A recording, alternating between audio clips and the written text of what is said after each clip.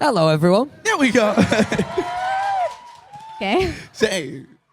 Thank you so much for coming out. I'm Sauce from Power 96.1.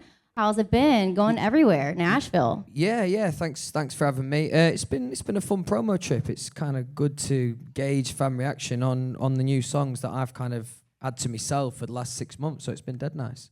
So you have your new album dropping November 11th. Are you excited? Yeah, really excited, especially because, you know, I've done a full tour knowing what this new album is going to sound like, so I'm just excited for everyone else to hear it now. So you had this album was completed, you're still touring, right? Yeah, I'd done 99% of it. Some of it we had to finish on the road, but like I had all the songs pretty much. So do you just like lock it in a vault so you don't even play with it anymore until November, or like possible switches, anything? There was quite a few changes on the first half of the tour, to be fair, but at some point you've kind of just got to let it go, otherwise you can just keep overthinking those things. What is it like being in a room where you get to have 40, 50 people? Like, do you like it better, more intimate, or you just like as many people packed in? Oh, things like this is really cool, definitely. But like in terms of a gig, it's actually a little bit more. It's a little bit more intimidating when it's like a smaller space, because you can see into everyone's eyes. Do you know? But no, this is dead nice. So obviously, we remember like with the Travis Scott thing that happened. I noticed like at your show at the Roxy, you stopped it, made sure that because there was like a good amount of time that we stopped, made sure everyone was good. Is that something that you had to think twice of? I think it's like a human instinct in that situation. I mean, when it was happening more often, the gigs were on the slightly smaller side. So 9 times out of 10, I would be the first person to see it. So it's up to me to stop the show. So would you rather the Rovers win the league or you get a Grammy? Rovers win the league. Okay. Definitely. All right. Definitely. Really? Hold Definitely, on. No. man. Definitely. Goes without What about saying. you guys? Would you rather he win a Grammy or the Rovers win the league? It's what he wants, okay? What he wants. I like that. There we go. Go There we Rovers. go. I did have a second, since you're such a big soccer fan. We got Rob McElhenney and Ryan Reynolds bought Wrexham, right? Trying to build it up, get it to the Premier League. If you were to do that, A, what club would you want to do it with, and what like just random celebrity would you want to buy a club with and build them up out of nothing? Not saying that Wrexham's nothing, in case this, No idea in terms of who I'd pair up with, but it'd have to be my club, Donny. Did you see that clip of Ryan Reynolds celebrating an offside goal? Yeah. Pretty funny, man. Pretty funny. Yeah. He But needs to learn the rules. He doesn't really know what's going on, honestly. But at least you would know what's happening. You could probably get down there on the ref and be like, bro, that wasn't offside. Yeah, man, that's what it's all about. Most definitely. So let's talk about your festival that you've been putting on for 2 years now. Congratulations. Can we make some noise? One time. Pretty dope, Louis. Away from home. So you started this festival 2 years ago. What's the purpose behind the festival? And I mean, like, of course, people have a good time, but what's the real purpose behind it? Well, initially I set it up, I had the first kind of thought about it over lockdown, and I wanted to kind of just celebrate music being back, because as a music fan myself, I missed it. So I wanted to put something on of that kind of scale. But also I've always been interested in bands at in the development stage of the career. So I'm lucky enough to have a fan base that listens, definitely.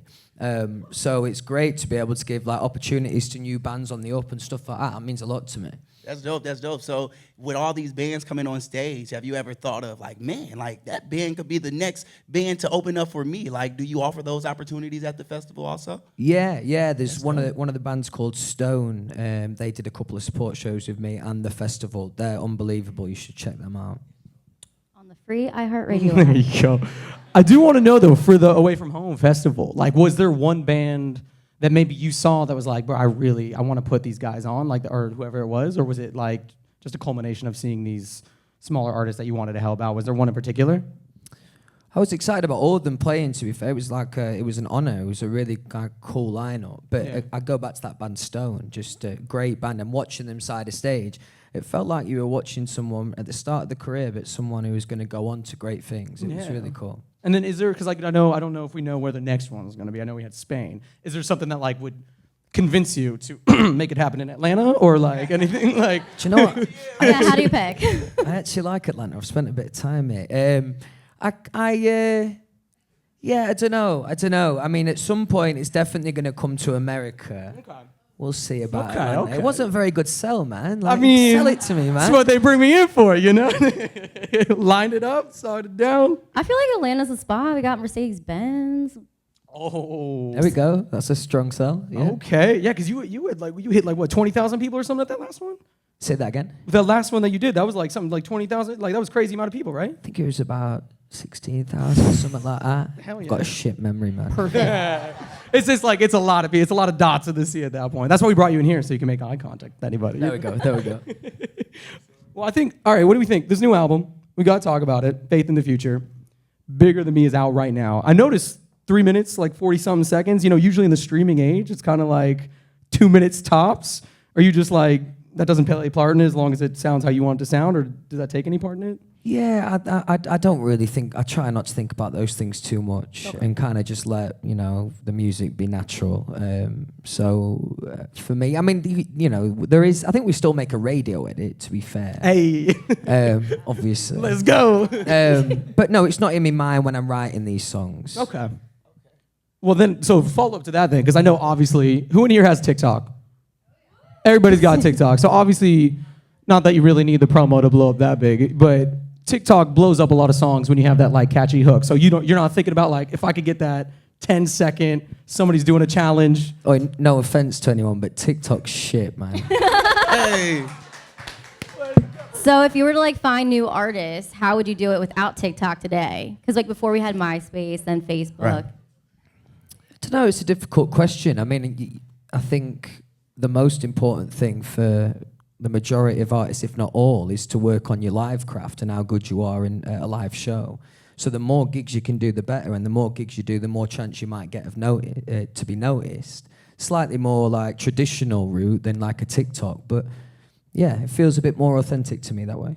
Right, I feel you on that. Like, I think a lot of artists really focus on that TikTok catchy line, and they just miss the whole vibe of really putting out music that people can just feel, not for 10 seconds, but for 3 minutes, you know? So I can't wait to check out your songs. And we're playing 4 of those, right, today? Yeah, man. 4 Yeah, songs, yeah. 4 songs, yeah. Are y'all ready?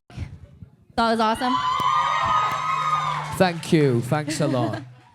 So you guys got to write down some of your own questions, so we're gonna ask them for you. Some of your names are kind of cut off, so I'm gonna try to guess. Chloe. Oh, there you are. Love that for you. Okay. Wait, where's Chloe? Which one's Chloe? Is Chloe right here? Okay, Hey, Chloe. Chloe, love What are the we bringing? What necklaces. kind of heat are we bringing here? Okay, Chloe, I really like your question. I sound like Dr. Phil. Were you disappointed when we didn't immediately get the anagrams? No! Were in the photos you posted. Okay, sorry. It's cut off, like I said. I'm just guessing here. I'm not gonna lie, when I first saw him, I remember saying to management, like, are you sure these aren't a bit hard? Like, listen, you guys are amazing at solving puzzles and that, but that was hard. That was dead hard, but you just got there in the end with a few hints. It's because your fans are smart. You don't think they were hard? Oh, right, yeah. There you go. Yeah, I think, yeah. We need to talk to the promotions director. We'll get that handled Yeah. next one around. Yeah, next one. Okay, I'm gonna ask this one. Hannah, where you at? Is there a couple? Is that you? Hannah's? Couple Hannahs? Hannah. It Only might not one be- Hannah, It huh? might be Anna. Oh, It's there's something there, right? There's something. It might be banana. We don't know. All right. They wrote it the fan way, but I'll read it the proper way. Which lyrics stuck with you after writing Faith in the Future? It's probably a lyric that you haven't heard yet, so I'm gonna keep it close to my Ooh. chest. Okay, You'll have to okay. wait. What's the tea? Spill. All right, so this next question is from Priscilla. Can you raise your hand? Is Priscilla in the building? Hey. What's up, Hey. All right, Priscilla? love. Hello. So, what inspired you to write Bigger Than Me? I've said before, I don't want to go into too much about why I wrote these songs because I want people to be able to draw their own opinions on that, and whatever it means to you guys is what it should mean. But I will say I was definitely influenced by my connection with the fans. That's all I'm giving away. Oh, okay. Audrey, where are you? I knew you were right there. I was joking. What song other than Bigger Than Me has had the biggest impact on you? Saturdays that you just heard, that was a pretty emotional vocal. And also maybe Chicago. Those two songs I can remember being pretty emotional, recording their vocals. I want this on record. I asked all of them, this guy's their favorite song. I picked Saturdays. These guys didn't. So I want Okay, you to sorry. know that. That went down. Okay, nice, Not nice. bad. Okay, Ethan. I All did right. like Saturday though. This next question is from Kayla. Can you raise your hand? Kayla, are you in here? Right Hi, there. Kayla. Hey, what's up, Kayla? Kayla question was, what made you want to make Bigger Than Me the single?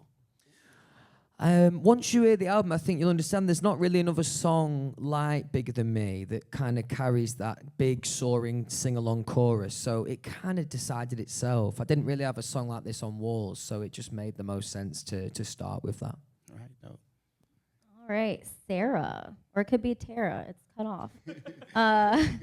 Sarah, where are you? Hi, Sarah.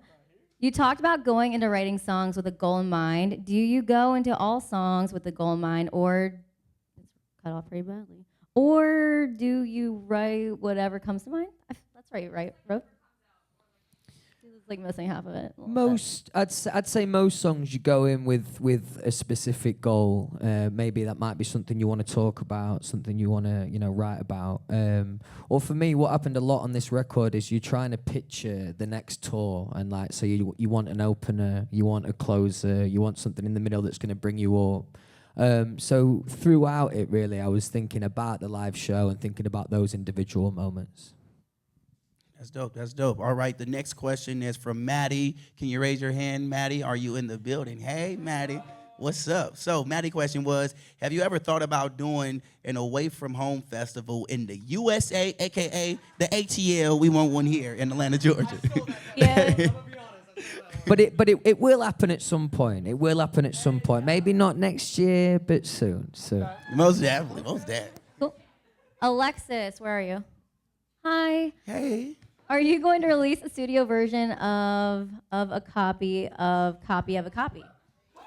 No, I'm not going to release. Wait, let me finish. I'm not going to release the studio version, but I do have something planned for that song. Woo, let's go. Okay. You good? All right, yep, that was all my Oh, sorry. questions. I took all the questions. Yeah. Yeah, soft silk all the No, questions. these are fine. Yeah. Oh, well, thank you so much for asking all these questions, guys. Those were really good.